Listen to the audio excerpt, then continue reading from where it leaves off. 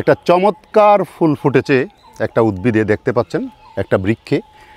এটাকে বাংলায় বলা হয় করঞ্জ এবং কোনো কোনো অঞ্চলে এটাকে পিঠেসরা বলা হয়।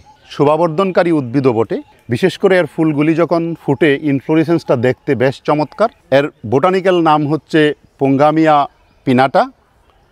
এটা একটা ঔষধি উদ্ভিদ এবং এর বহুল ব্যবহার রয়েছে।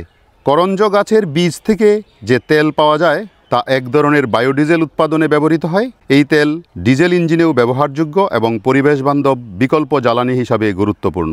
গাছের ছাল, পাতা, বীজের তেল চর্মরোগ বা ফোড়া, রিউমেটিজম এবং জন্ডিসে ব্যবহৃত হয়। পাতার রস ডায়রিয়া, কৃমিনাশক হিসাবে ব্যবহৃত হয়।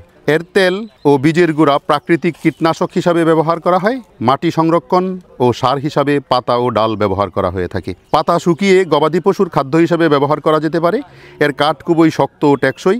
আসবাবপত্র ও খুঁটি তৈরি সহ অন্যান্য কাজে ব্যবহৃত হয়ে থাকে।